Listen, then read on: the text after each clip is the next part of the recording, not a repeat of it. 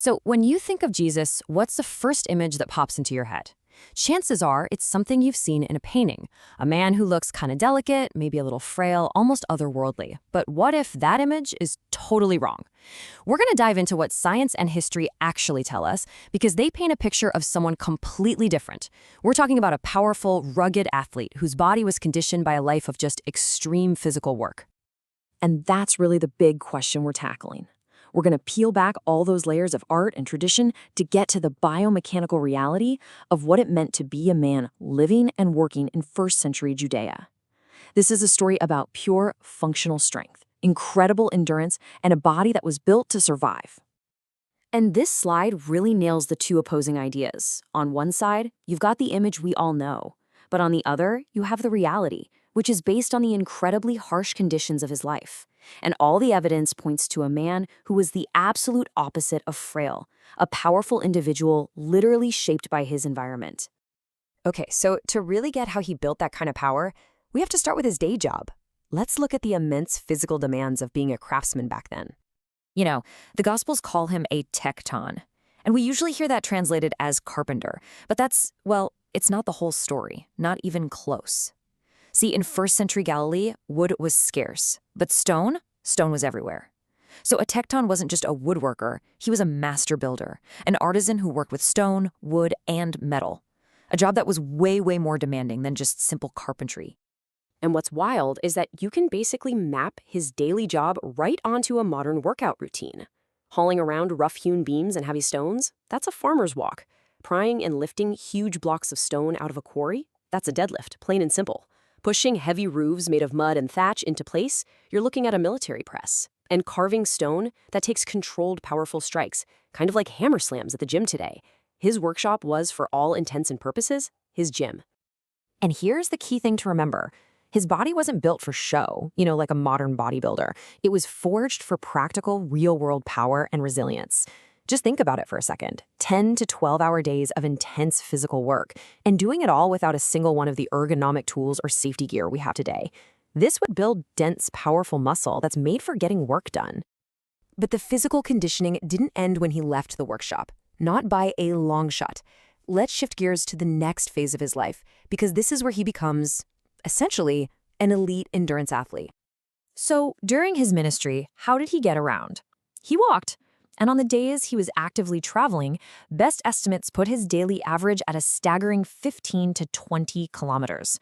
That's about 9 to 12 miles a day. And remember, this isn't a stroll on a paved sidewalk. This is on rugged, hilly, uneven terrain. Okay, now let's zoom out. If you add all that up over his 3.5-year ministry, the total distance is just mind-blowing. We're talking over 12,000 kilometers. That's more than 7,500 miles.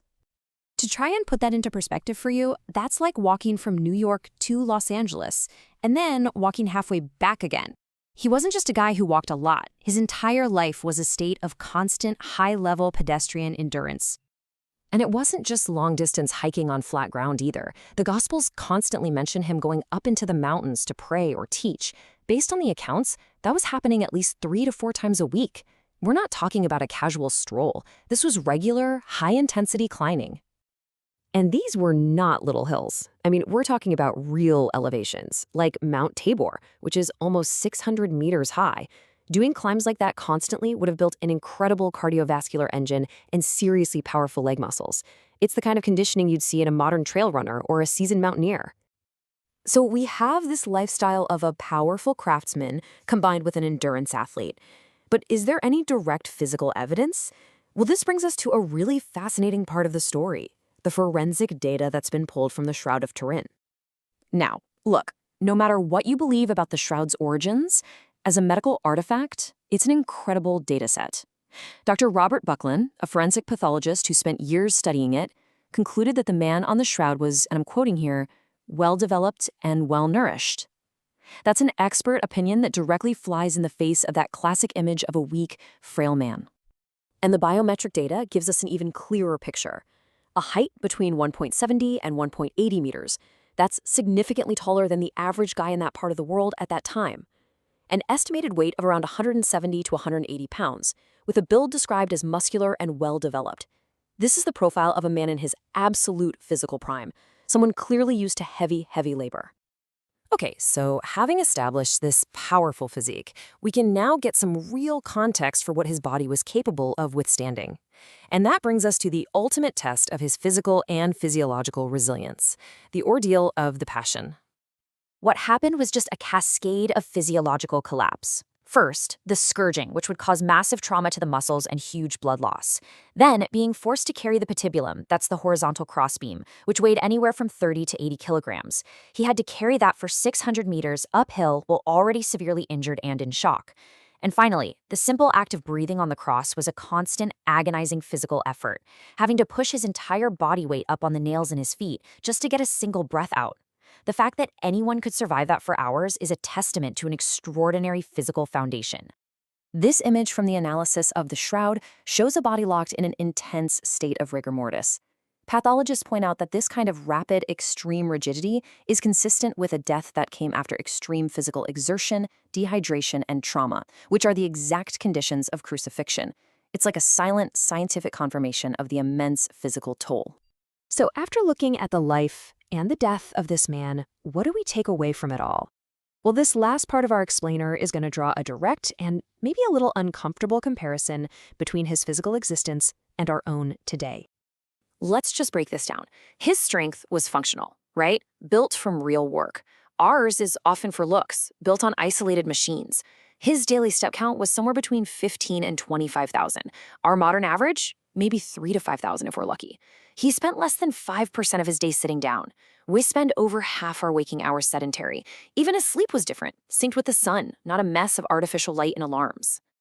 And when you see it laid out visually like this, the difference is it's absolutely insane.